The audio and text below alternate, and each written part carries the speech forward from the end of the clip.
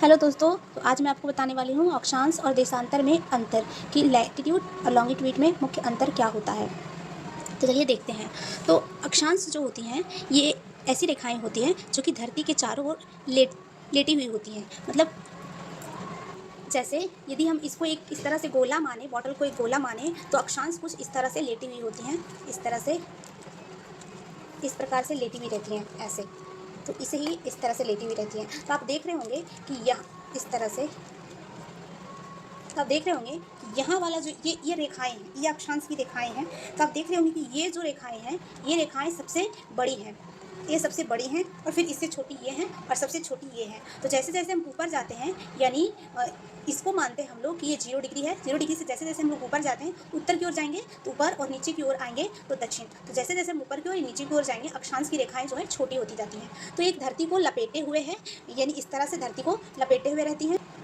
क्योंकि ये इस तरह, यदि ये पृथ्वी है तो इसको इस तरह से ऐसे लपेटी हुई हैं, इस तरह से ऐसे लपेटी हुई हैं, और ये ऐसा दिख रहा है कि ये लेटी हुई हैं, इसीलिए इसको हम लोग कहते हैं लैटिट्यूड, यानी लेटने वाली रेखा। ये यहाँ पे पानी गिर गया, और इस तरह इसको कहते हैं लेटने वाली रेखाएं। तो अक्षांश की जो बीच की रेखा होती है, अक्षांश की बीच की रेखा जो होती है, बीच की रेखा, उसे हम लोग कहते हैं भूमध्य रेखा। बीच की, जैसे ये है हमारी पृथ्वी, ये हमारी पृथ्वी है, तो ये अक्षांश, ये बीच की जो रेखा है जहाँ पे कि 0 डिग्री होता है, इसी को हम लोग कहते हैं इक्वेटर।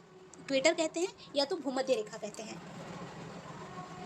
इस तरह से ये छोटी होती जा रही हैं, और जैसे जैसे हम ऊपर की ओर जाते हैं, यानी उत्तर की ओर जाते हैं, उत्तर की ओर जाते हैं और नीचे दक्षिण की ओर, जैसे जैसे उत्तर की ओर जाते हैं तो ये हो जाएगा उत्तरी अक्षांश, ये हो गया उत्तरी अक्षांश, और नीचे हो गया दक्षिणी अक्षांश। और अक्षांश की रेखाएं ऊपर, यानी उत्तर की ओर जाने पर और नीचे की ओर जाने पर छोटी होती जाती हैं।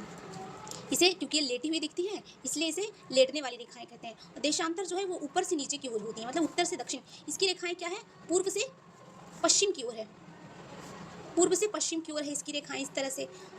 लेकिन इसकी रेखाएं जो होती है उत्तर से दक्षिण की होती है, इस तरह से होती हैं। देशांतर की रेखाएं इस प्रकार होती हैं, ये उत्तर से दक्षिण की ओर है, ऊपर से नीचे की ओर होती हैं। ये लंबी रेखाएं हैं, इसलिए इसे लॉन्गिट्यूड कहते हैं। लंबी रेखाएं होती है इसलिए इसे लॉन्गिट्यूड कहते हैं। अब देखो, अक्षांश जो है वो धरती को गोल गोल घेर लेती है, और इसके बीच की रेखाएं को हम लोग कह रहे थे भूमध्य रेखा। जबकि देशांतर की रेखाएं जो होती हैं, इसके बीच की रेखा को हम लोग कहते हैं ग्रीनविच। ग्रीनविच है देशांतर के बीच की रेखा।